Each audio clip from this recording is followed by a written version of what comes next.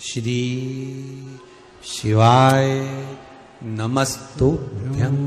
जो चतुर्थी का पूजन करने वाली होती हैं उनके भीतर का एक भाव होता है कि जैसे ही शाम का समय आए चंद्रदेव का पूजन करें। चंद्र जब प्रकट हो जाए कलश भर लिया, उसके नीचे आखा दाना रख दिया, चावल गेहूं जो भी आप रखते हो पूजन के लिए, ऊपर पात्र आदि रख दिया जलाशय, फिर अपन ने घी का दिया लगाकर पूजन भी कर ली। तो जो चतुर्थी का पूजन करने वाली होती है, जो चतुर्थी का नियम व्रत धारण करने वाली होती है, बड़ी बड़ी चतुर्थियां करती हैं या उसका नियम धारण करती हैं, तो चतुर्थी का जो पूजन करती है वो किस चीज के लिए?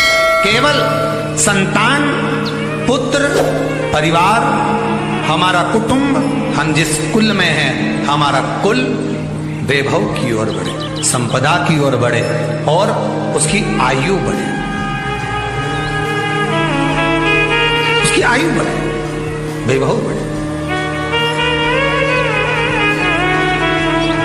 बहुत ध्यान दीजिएगा महाराज, चतुर्थी की पूजन में जो आप आखा दाना रखते हो, गेहूं वगैरह कुछ भी जो रखते हो, उसकी बड़ी महत्वता होती है महाराज। यहां तक कहा गया है, चतुर्थी की कथा तो आप लोग पढ़ते होंगे, जो लोग पढ़ते हैं उनको मालूम होगा। चतुर्थी की कथा में लिखा है, चौथ माता के व्रत में वर्णन किया गया है कि वो आखा दाना जो रखा जाता है, मान लो कोई जरूरी काम होता है तभी आखा दाना को रखा जाता है, संभाल के रखते हैं कि हम इस काम के लिए जा रहे हैं और हमारा ये कार्य सफल होना चाहिए।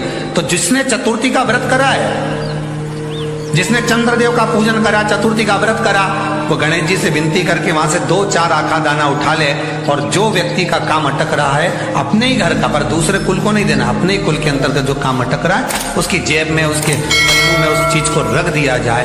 तो चतुर्थी जो अगली आती है, जैसे आप महीने की करते हो तो महीने की, और आप जैसे करते हो कि 4 अलग बड़ी बड़ी चतुर्थी करते हो तो उसके अनुसार आपका कार्य सिद्ध होता ही है। उस आखे दाने का इतना महत्व होता है क्योंकि चतुर्थी का व्रत करने वाली माता जब व्रत करती है तो स्वयं चतुर्थी की कथा में लिखा हुआ है कि पार्वती जी गणेश जी से चतुर्थी की कथा बचवाती। चतुर्थी की कथा बाची किसने थी? स्वयं गणेश जी महाराज। और सुनी किसने थी? माता पार्वती। बाचने वाले गणेश जी थे, सुनने वाली माता पार्वती थी। तो चतुर्थी की कथा जब होती है तो उसको स्वयं गणेश जी बाच रहे हैं। तो व्रत कौन सुन रही है? माता पार्वती। और आपने जो आखा दाना लिया वो गणेश जी के भाव से लिया, गणेश जी से निवेदन करके, विनय करके, प्रार्थना कर उसको प्राप्त किया। जितने आस्था चैनल पर कथा सुन रहे हो, जितने फेसबुक और यूट्यूब पर सुन रहे हो, और जितने इस छत्तीसगढ़ की पावन धरा पर बैठकर सुन रहे हो, बहुत सावधानी से सुनना।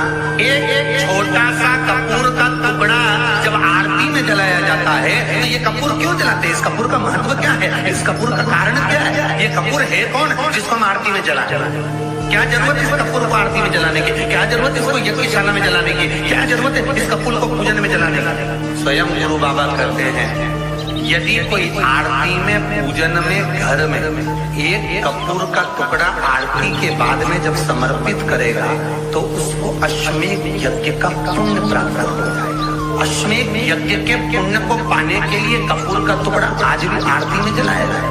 एक कपूर का टुकड़ा सुख का, इसीलिए हमारे यहाँ शास्त्र कहता है महाराज, गणेश जी की प्रियता है दुर्वा। क्या प्रियता है? दुर्वा। कितनी दुर्वा गणेश जी को समर्पित करी जाती है? मात्र 5। कितनी?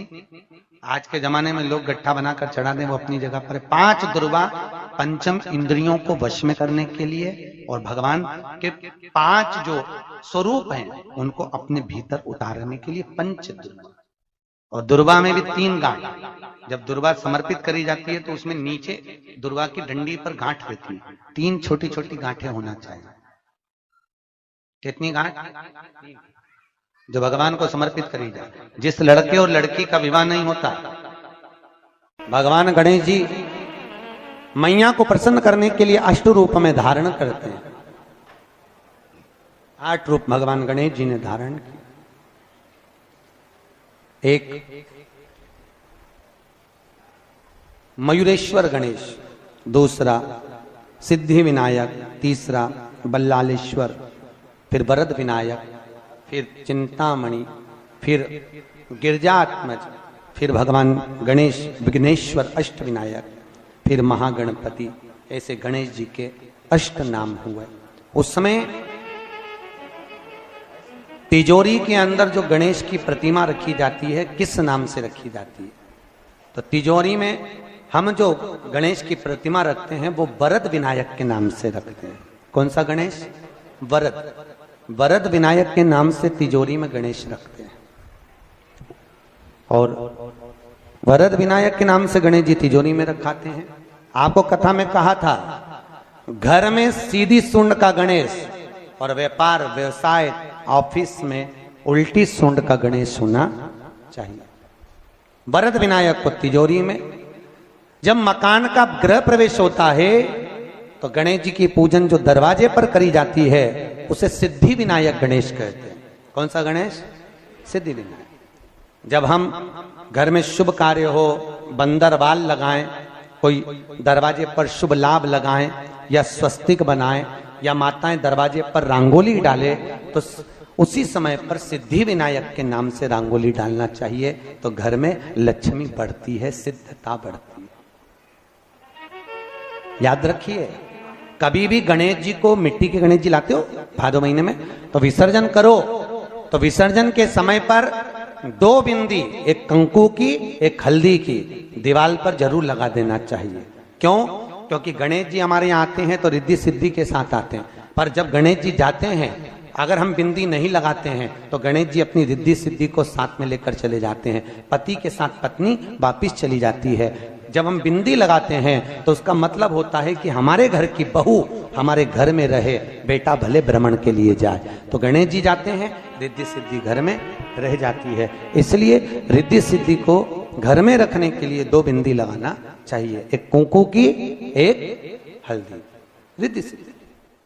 और ध्यान रखें मेरी बेटियां, ध्यान रखें मेरे बेटाएं, जिस दिन तुम्हारा मन करे उस दिन घर में पार्थिव शिवलिंग का निर्माण कर लिया। जिस दिन तुम्हारा दिल कर जाए कि आज मेरा मन है मैं पार्थिव शिवलिंग बनाऊं, गमले में से मट्टी लो, खेत में से मट्टी लो, जहां से मट्टी ले सकते हो। घर के बाहर कोई गमला हो, बगीचा हो, शहरों में जमीन पर कहां मट्टी ढूंढने जाओगे? तुम्हारे जो गमले लगे रहते हैं उसमें से मट्टी ले लो, पर छोटा सा पार्थिव शिवलिंग का निर्माण करो। तुमने पार्थिव शिवलिंग बनाया, जलाधारी बनाई, 3 आखा चावल, 3 अक्षर। आखा चावल जानते हो?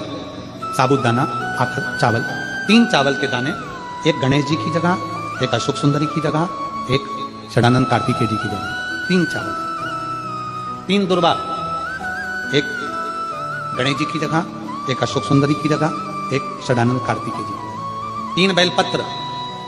जहां पर माता पार्वती जी का आपने ये जलाधारी बनाई है, उसी जलाधारी पर यहां से पानी बहता है, इसके ठीक विपरीत में यहां 3 बेलपत्र, तीनों रख दीजिए। और छोटा सा कलश हो या बड़ा सा कलश हो, 3 लोटा जल यहां बैठकर, जहां पर आपने बेलपत्री रखी है उसी के वहीं पर बैठकर इस शिवलिंग पर 3 लोटा जल धीरे धीरे अपने मन की कामना कर कर, बाबा आज मैं दुखी हूं, बाबा मुझे ये तकलीफ है, बाबा मेरे बच्चे ये काम में गए हैं, बाबा ऐसा है, 3 लोटा जल बाबा को धीरे धीरे अपने भाव कहकर, फिर तुम्हारे पास में जो पूजन का सामान हो वो चढ़ाकर बाबा की आरती कर कर दिया लगा दो।